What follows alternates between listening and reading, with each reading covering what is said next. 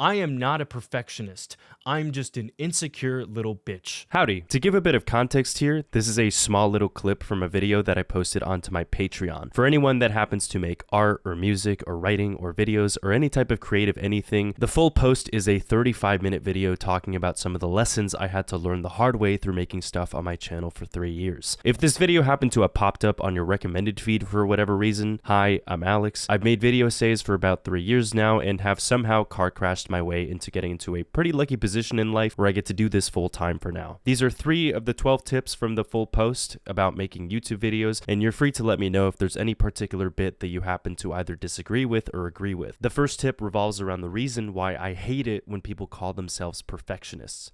Enjoy. If you're one of those people that happen to think that they are a perfectionist, this segment is for you. If you're not, you can skip this for all I care. You're probably honestly fun to be around. But if you happen to think of yourself as a person that identifies as a perfectionist, I want you to do me a favor and follow this exact specific exercise. Every time you think that, I want you to go to a mirror and tell yourself, I am not a perfectionist. I'm just an insecure little bitch. I am not a perfectionist, I'm just incredibly insecure about myself. I am not a perfectionist, I am insecure. This belief system that you're a perfectionist will be the detriment to you ever being able to make anything worth of anything. Because all you're essentially doing is doing a thing that you possibly enjoy or you really care about, and you're obsessed with this idea of thinking that if I just coat this with a bunch of layers, then it'll meet the standards that I believe in or that other people would expect of me. The problem with thinking this way is that you're basically holding yourself to this imaginary bullshit standard that is ever changing. You don't know where that line even is. The other problem that I hear pretty often with people that think this way is that they often talk about like, oh, I just can't work on this because I'm not in the right creative headspace. No offense, dude, but like, fuck your creative headspace. There is no such thing as a creative headspace. You should not desire to be in a specific mood or time or setting or anything to be able to produce the thing that you care about. If you care about and you enjoy doing that thing, you would do it unapologetically. If you enjoyed playing Apex Legends, you wouldn't have to be like, oh, but I have to like foot massage myself and I need to be in the perfect pot. I need to have my vitamins in the morning or else I can't play Apex Legends.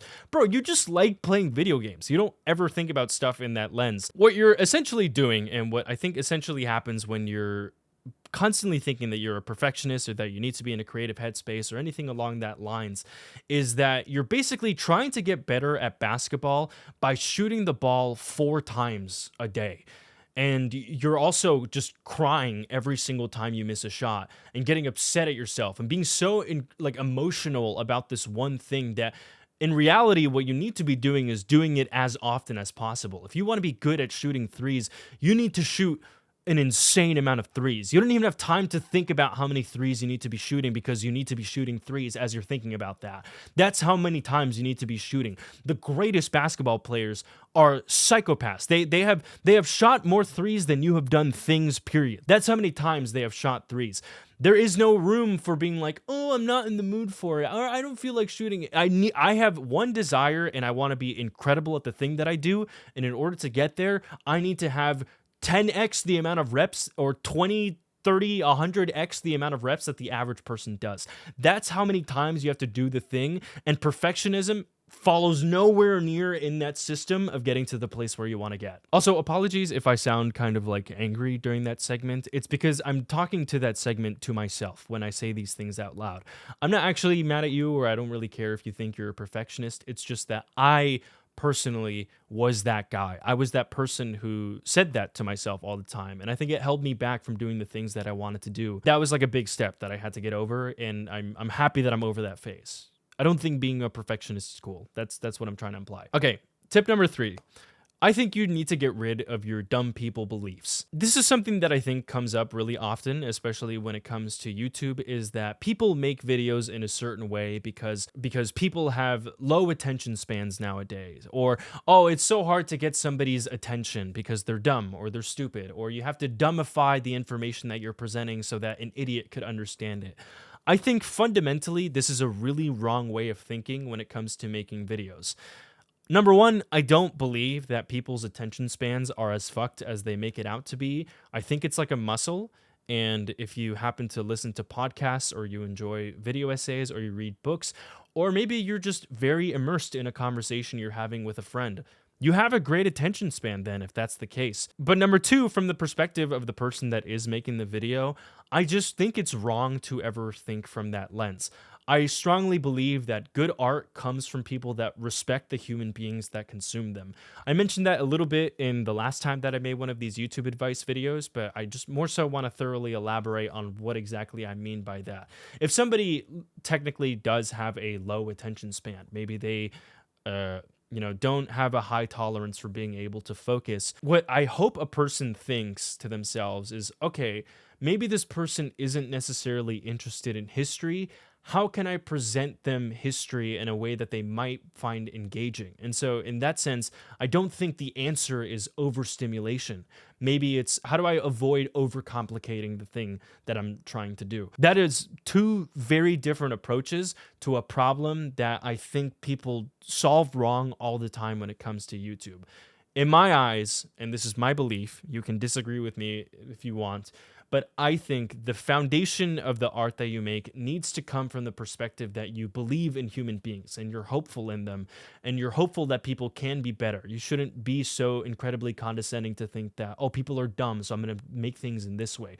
Or people are idiots, so I'm going to live my life in this way so that they understand what I'm capable of. We're just one of them. You specifically are one of the people involved in that equation of how you think humans are. And so your reference point should be yourself. What type of videos do I want to watch? How do I want to see videos? How do I want to see people edit their videos? And I think once you view it through that lens and you become a bit more sympathetic to that, I think you'll just be better off making videos. Tip number 4. Try not to control so much. So when I was working on my Takehiko Inoue effect video, I came across a quote from Takehiko Inoue that completely changed basically how I was making that video at the time. And the quote goes like this: when you try to control what you are creating, it becomes pretentious. I think he mentioned this in an interview that was related to Vagabond, but it essentially got brought up because a lot of his beliefs when he was making that manga is that he's not really writing things and making them happen.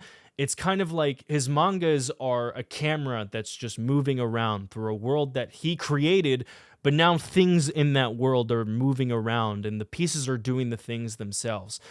I think this is very, very important when it comes to making art. I think it's a waste of time, at least from from the things that I do. I think people are wasting their time when they're trying to make a moment sad or emotional or thinking to themselves like, oh, when I make this section of a video in this way, the person watching it is going to feel this way. You're essentially trying to put so much control over the output when your priority should be the input. What you need to be thinking to yourself is, how do I present this in a way that's clear? And it's not really your choice on how people are essentially going to react to that. You need to accept the fact that you're going to try your best to do a thing, and you need to let people decide how they're going to feel about that thing. This also leads me to my belief that I don't think pacing is a real thing. I don't think it means much to make a video with fast pace or with slow pace. I think a 10-minute video can feel like it's dragging out forever. While also, I think I've seen 3-hour-long videos that felt like they were 2 minutes long. I don't think these things can be forced. I think all that's happening is that a person is really interested in a certain subject. So when someone says that a TV show has great pacing, I think they just really like that TV show and they're immersed in the characters and the things that are happening. And when they say that a show has bad pacing, maybe it's the writing that feels off. Maybe it's like an exposition dump instead of moving things forward in the timeline. And so I just think that a lot of this comes from the fact that you need to let go of this idea that you can just shake somebody by the shoulders and tell them the right way to consume the art that you're making. You should make the thing and just leave it be vulnerable. Think of making videos, and I'm pretty sure I've mentioned this before in the past, so forgive me if I'm like a broken record. But when I press upload on my videos, it kind of feels like I'm just like stripping naked in front of people, and I'm like, look, this is my dick.